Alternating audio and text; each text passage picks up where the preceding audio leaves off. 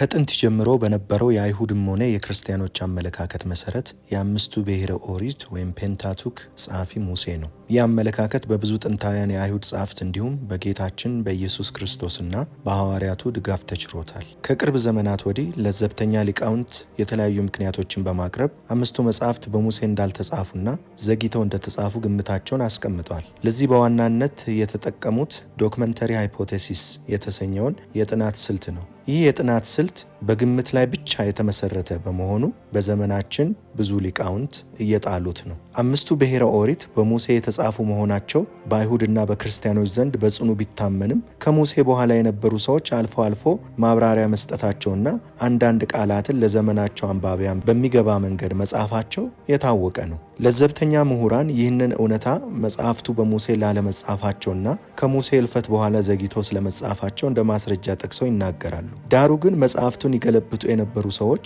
ከኋለኞች የታሪክ ዘመናት ጋር በማመሳከር ማብራሪያዎችን ማከላቸው መሰረታዊው ጽሑፍ በሙሴ እንዳልተዘጋጀ አያረጋግጥም። ይህም በዘመነ ነቢያት የተፈጸመ መሆኑና በጌታችን በኢየሱስና በሐዋርያቱ መጽደቁ በመንፈስ ቅዱስ ፈቃድ የተፈጸመ ሰናይ ተግባር መሆኑን ያረጋግጣል። ባይሆን ኖሮ ቅዱሳን ነቢያት እንዲሁም ጌታ ኢየሱስና ሐዋርያቱ ከመጽሐፍቱ ጠቅሰው ከማስተማር ይልቅ ይህንን ተግባር በተቃወሙና ትክክል አለመሆኑን በነገሩን ነበር። የሙሴን አሟሟትና መቀበር የሚጠቅሰውን የዘዳግም መዝጊያንም በዚሁ መንገድ መረዳት ያስፈልጋል። እነዚህ ጽሑፎች በመሰረታዊነት በሙሴ የተዘጋጁ መሆናቸውን የሚያረጋግጡ በርካታ የአርኪኦሎጂ ግኝቶች በዘመናችን ተገኝተዋል። ነቢያቱ በነበሩበት ዘመን ሲገለብጡ የነበሩ ጸሐፍት በዘመናቸው ለነበሩት ሕዝቦች በሚገባ መንገድ ቋንቋውን ከእንደገና ጥቂት ይዘቶችና የቃላት አጠቃቀምን ማሻሻላቸው ትክክል እንዳልሆነ ሙስሊም ወገኖቻችን የሚያምኑ ከሆነ በቁርአን ውስጥ አንድ ታሪክ በስንት መንገዶች ተጽፎ እንደሚገኝ የገዛ መጽሐፋቸውን በመመርመር ቢመለከቱ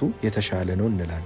የቁርአን ደራሲ በኖረባቸው በእነዚያ ጥቂት ዓመታት ውስጥ መገለጦቹን ስንት ጊዜ እንደቀያየረና ስንት ጊዜ እንዳሻሻለም ቢያስተውሉ መልካም ነው። በዚህም ሳያበቃ በቀናትና በሰዓታት መካከል የተሻሻሉ የቁርአን መገለጦች መኖራቸው የታወቀ ነው። እኛ ክርስቲያኖች ሰማያዊ መገለጦች በዚህ ሁኔታና እንዲህ ባለ ፍጥነት ይሻሻላሉ የሚል አመለካከት ባይኖረንም ቅዱሳት መጽሐፍት ግን ሁኔታውን ተመልክተው ሊያረጋግጡ የሚችሉ ነቢያትና ቅዱሳን ሰዎች በነበሩባቸው ዘመናት ከጥቂት ማብራሪያዎች ጋር መጻፋቸው ችግር አለው ብለን አናምንም። በዚህ ዘመን ያለን ሰዎች ቅዱሳት መጽሐፍትን በዚህ ሁኔታ ከእንደገና የመጽሐፍ መብትና ስልጣን ባይኖረንም ሄርሜኔቲክስ ወይንም ደግሞ ስነፍታቴ የተሰኘውን አካሄድ በመጠቀም የዘመንና የጊዜን ልዩነት በማጥበብ ለዘመናችን ሊገባ የሚችል መልእክት ከቅዱሳት መጽሐፍት ውስጥ እንፈልጋለን። ይህ በምንም ሁኔታ ቅዱሳት መጽሐፍትን ከመለወጥ የሚቆጠር ሊሆን አይችልም። የጥንቶቹ አበው ደግሞ በመገለጥ ዘመን ይኖሩ ስለነበር ይህ መብትና ስልጣን ነበራቸው።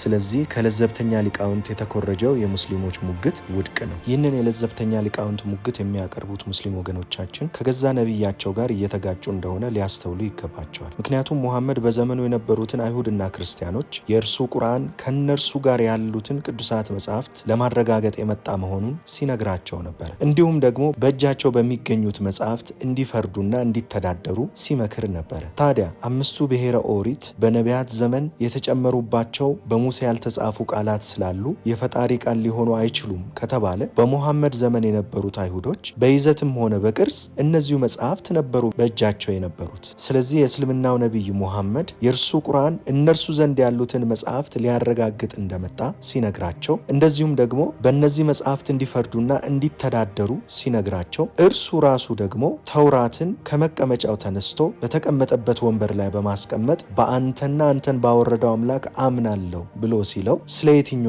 መጽሐፍት እያወራ ነበር? እነዚህ መጽሐፍት አሁን በምናውቀው ቅርጽና ይዘታቸው ከክርስቶስ ልደት በፊት የነበሩ ናቸው። ቁርአን ክርስቶስ ተውራትን አረጋገጠ ሲል ከአምስቱ ብሔረ ኦሪት የተለየ የምናውቀው ተውራት ስለሌለ በዘመናችን የሚገኙት ሙስሊሞች ክርስቶስ ያረጋገጠው የተሳሳተውን ተውራት ነው እያሉ ነውን?